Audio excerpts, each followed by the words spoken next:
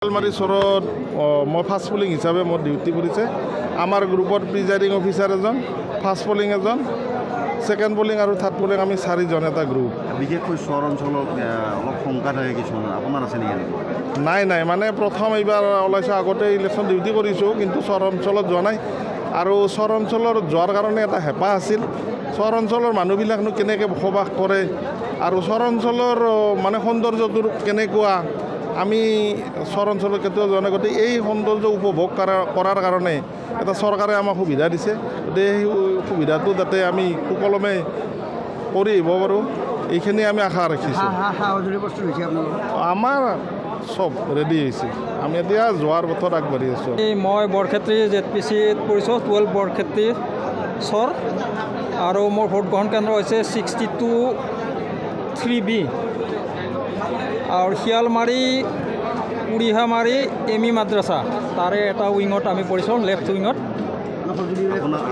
আমি চৰলৈ মই আগতে যোৱা নাই, কিন্তু অলৰেডি আপোনাৰ বিধানসভা আৰু MP ইলেকশ্যন বা এইবিলাকত আমি কৰিছোঁ আগতে। এইবাৰ চৰত আমি প্ৰথম যাম বাৰু। নদীৰ কাৰণে নাৱৰ ব্যৱস্থা কৰিব আৰু এইখিনি আমাক বাছত লৈ যাব মোকালমোৱালৈকে। আৰু এই যিটো নিৰ্বাচনী দায়িত্ব আপুনি ইয়াৰ আগতে লৈছিল নে এইবাৰ? নিৰ্বাচনী দায়িত্ব কৰিছোঁ আগতে, MP ইলেকশ্যনত কৰা গৈছে, বিধানসভা ইলেকশ্যনত কৰা গৈছে, এইবিলাকত পঞ্চায়তত আগতে কৰিছোঁ। তেনেকুৱা মনত কিবা শংকা আছে নেকি? নাই, একো শংকা নাই। চৰত একচুৱেলি ডিউটি কৰি পোৱা নাই আৰু চৰ ভালদৰে দেখাও নাই, এইবাৰ গৈ ভালেই লাগিব বুলি মই ভাবিছোঁ। অলপ খৰালিৰ দিন আছে, সেইকাৰণে সাধাৰণতে কি হয় যে এইটো সময়লৈকে পানী আহি যায়, তে নাওৰে পূৰা এণ্ডলৈকে যাব পাৰি। খৰালিৰ দিনত অলপ আৰু অসুবিধা হয় পাৰ্টিবিলাকৰ, যিহেতু কিছু অংশ নাওৰে যাবলগীয়া হয়, আগত গৈ পেলাই আকৌ কিবা মানে গৰু গাড়ী বা তেনেধৰণৰ ব্যৱস্থা, ট্ৰেক্টৰৰ ব্যৱস্থা কৰিব লগা হয়, বাইকৰ ব্যৱস্থা কৰিব লগা হয়, কিন্তু আটাইখিনি ব্যৱস্থা কৰা হৈছে। আৰু লগতে যিখিনি নাও আছে, নিৰ্দেশনা যোৱাবাৰো পাৰ্লিয়ামেণ্টৰীত কৰিছিলোঁ আৰু এইবাৰো আমি এইখিনি এনচিয়ৰ কৰিছোঁ ছেফটিৰ কাৰণে, যে পাৰ হেড লাইফ জেকেট তাতে ৰখাৰ ব্যৱস্থা কৰা হৈছে।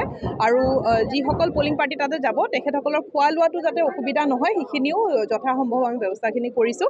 আৰু আজি আপোনালোকে ইতিমধ্যে দেখিছে যে P-2 পাৰ্টিখিনিয়ে নিজৰ মেটেৰিয়েলখিনি লৈছে আৰু নিজৰ ডেষ্টিনেশ্যনলৈ ৰাওনা হ'বলৈ ধৰিছে। গোটেই সামগ্ৰিকখিনি টিম ৰেডি আছে আৰু মানে এণ্টায়াৰলি যিখিনি ট্ৰেইনিং দিব লগা আছিল কৰা হৈছে, লগতে পোষ্টেল বেলটৰ ব্যৱস্থাখিনিও আমি কৰিছোঁ।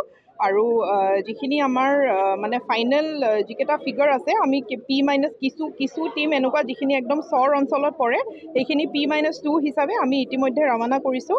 আৰু আমাৰ পঞ্চায়ত ইলেকশ্যনত টোটেল পলিং ষ্টেচন 756টা আছিলে, তাৰে 54টা আমি P-2 হিচাপে, আৰু তাতে 259টা পলিং পাৰ্চনছ যাব। আৰু এতিয়া অহাকালি যিটো P-1 3179 পলিং পাৰ্চনছ আৰু 702 পলিং ষ্টেচন থাকিব। মহিলাৰ দ্বাৰা এটা হয়তো এইটো ক'তো হোৱা নাই, আমাৰ নলবাৰী জিলাতে হৈছে যে এটা ZPC সমগ্ৰ মহিলাৰ দ্বাৰা পৰিচালনা কৰা হ'ব। ঘগ্ৰাপাৰ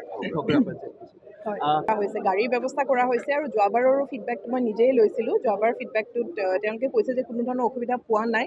আৰু আপ টু মানে যে লাষ্ট পইণ্ট যিটো অহা পৰহি যেতিয়া উভতি আহিব, উভতি ভাত চাত খাই ঘৰলৈ ড্ৰপ কৰাৰো ব্যৱস্থাটো আমাৰ ট্ৰান্সপৰ্ট চেলে ৰাখিছে। হয়, আমাৰ স্পৰ্শকাতৰৰ ডেটাখিনি সেইমতে আমি কৰি গৈছোঁ, সেইটো মই শ্বেয়াৰ, কিন্তু আদৰ্শ ভোট কেন্দ্ৰ মানে প্ৰত্যেকটো ভোট কেন্দ্ৰই আমি চেষ্টা কৰিছোঁ যে ধুনীয়াকৈ পৰিচালনা হয়। আৰু বিশেষকৈ যিখিনি মহিলাৰ দ্বাৰা পৰিচালনা কৰা হৈছে, আমাৰ মেজিষ্ট্ৰেটখিনি আজি আৰু অহাকালি তেওঁলোক যাব। আমাৰ মেজিষ্ট্ৰেটে গৈও চাব যে আটাইখিনি ব্যৱস্থা তাতে আছে, আৰু যিখিনি মিনিমাম এচিয়ৰ্ড ফেচিলিটিজ আছে ভোটাৰ্ছৰ কাৰণে কৰিব লাগে সেইখিনি। যিকোনো খবৰৰ বাবে যোগাযোগ কৰক 7099017330 লগতে 7099017110 নম্বৰত।